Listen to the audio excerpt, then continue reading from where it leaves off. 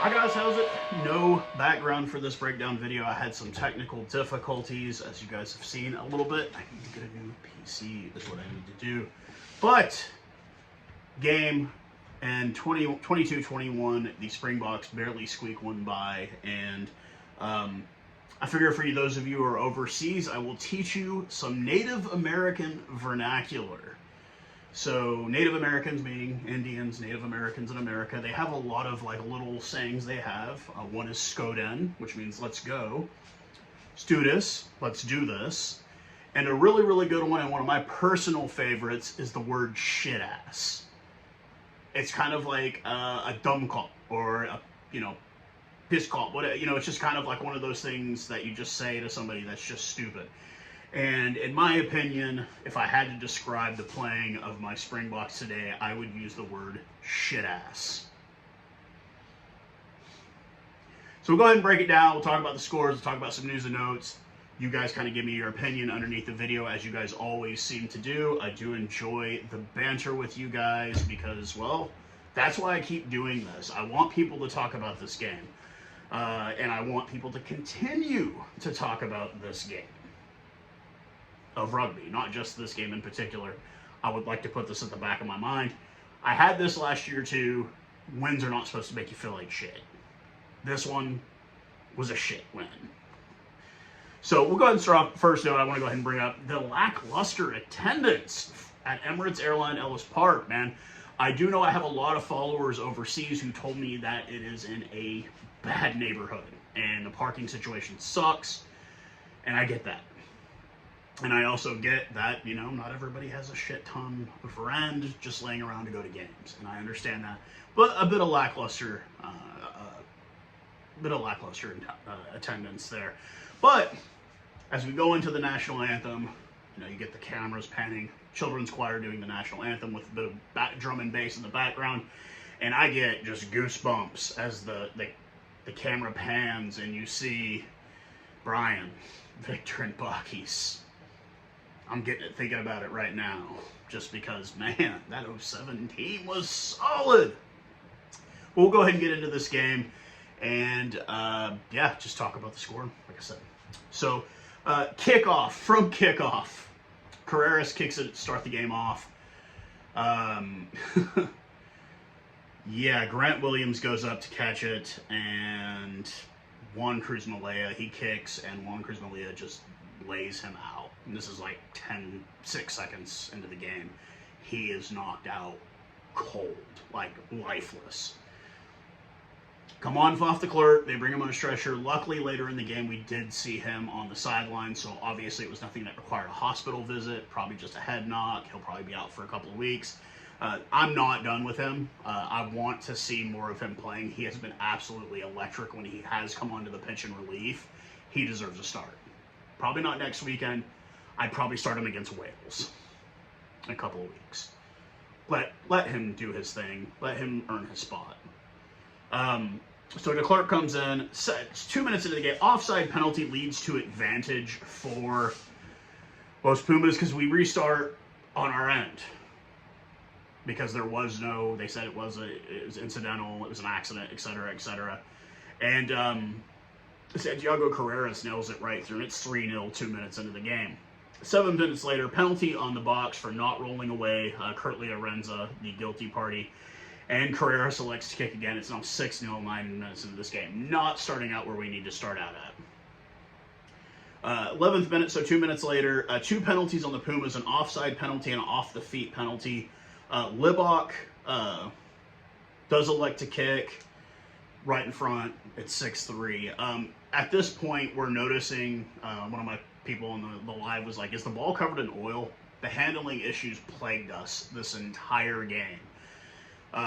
There were a couple that were just bad offloads and bad passes, but there were a lot of bobbled balls in this game, and it did piss me off quite a bit.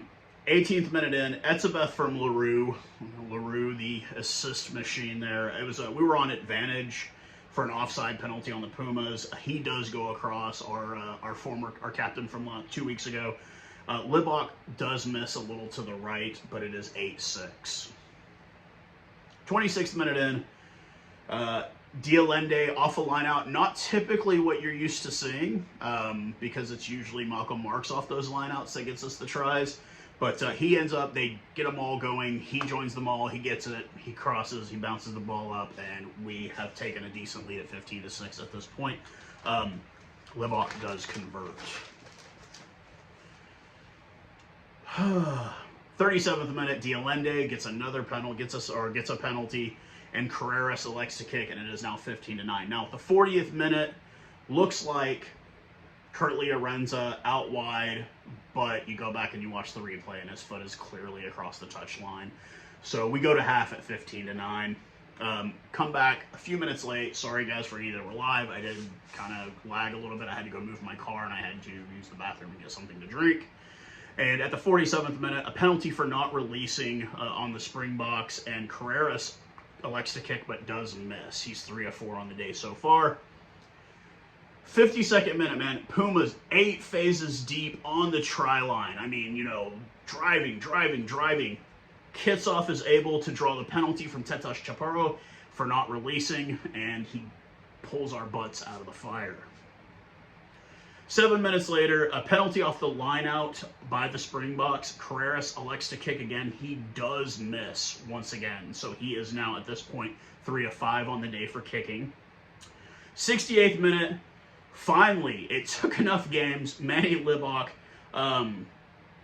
it was a bad offload from Argentina. De Klerk picks it up, gets a good run. You know when De Klerk has any space, he's very, very fast. Offloads it to Libok, and Libok just trots it in. So congratulations to Manny Libok on your first international test try. And he does make the conversion. It's now 22-9. 4 minutes later, Dialende, another penalty, but this one is an intentional knock-on, so it does draw the yellow card. I'm probably going to go back and watch that. He said that he was trying to, collect the ball. Obvious yellow card, in the air, off. We're down to 14 men for the rest of the game.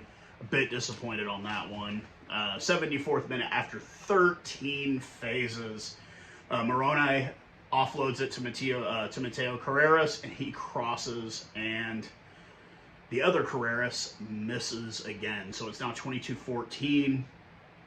I'm just counting down. Damian Valemza comes in at the 78th minute, and we get in penalty trouble and shoot ourselves in the foot.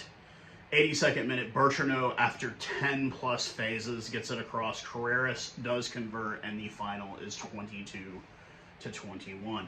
Yeah, we played like shit asses this whole game. The tackle count, I believe, was 151-81. We won and had to tackle more. That's shit ass playing. I don't know if we just didn't take the game very seriously. I do have a man of the match. My man of the match is Peter Steph-Totoy, because he was just a tackling machine out there today. I don't know if these guys just didn't take it very seriously. I thought the Kurt Lee and Colby thing, but they just never got any time out wide. Everything was right in the middle. Kurt Lee did have a good run, almost had a try. Colby had a couple of good runs, but it just wasn't there. And I get that sometimes it's just not there. But we play them again next week. It's going to be in Buenos Aires. This is not going to be a cakewalk. These guys can beat us. If we play like we did today, if we play like shit asses, we will lose.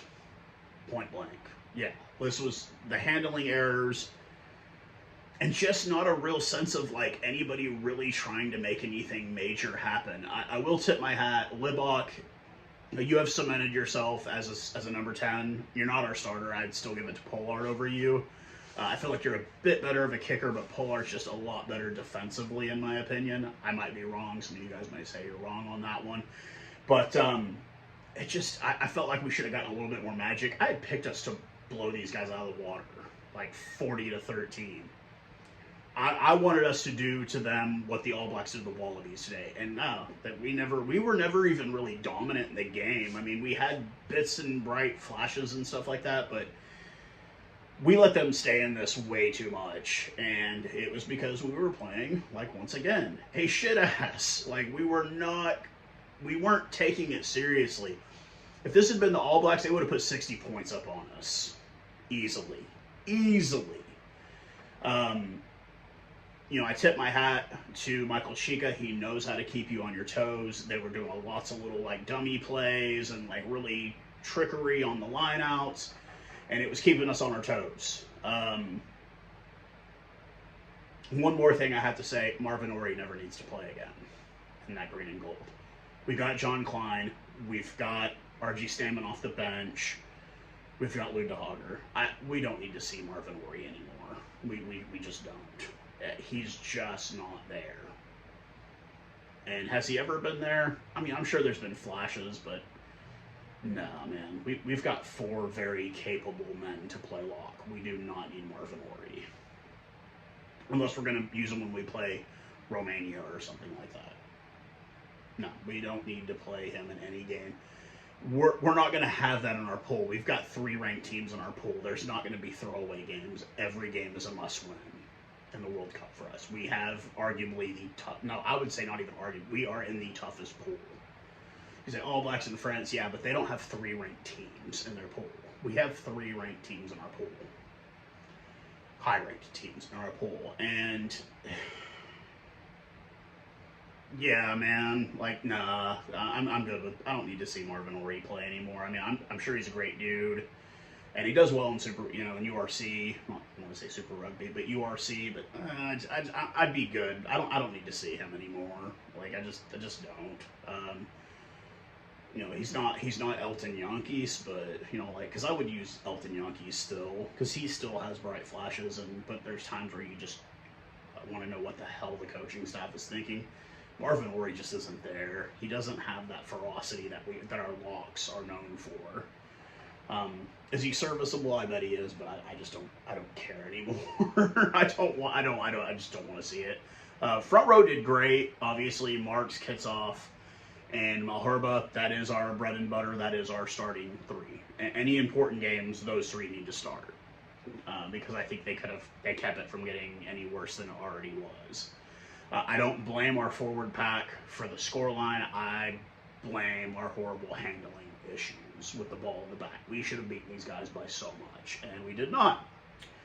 So, yeah, that's my final thought on that. We will be back again next week. Argentina, Buenos Aires. Hopefully we play not like shit asses next week.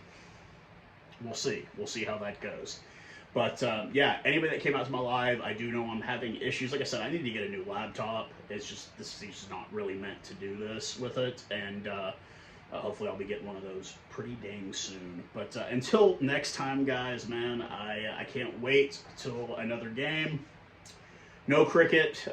The Texas Super Kings were eliminated yesterday. The final will be between New York and Seattle, which is the Mumbai Indians. Is New York. I don't know who Seattle is owned by, but yeah, until next time, guys, cheers, be safe wherever you're at. If you're south of the equator, stay warm. If you're north of the equator, get in front of a fan and AC, because it's the only way you're going to survive. Cheers, guys.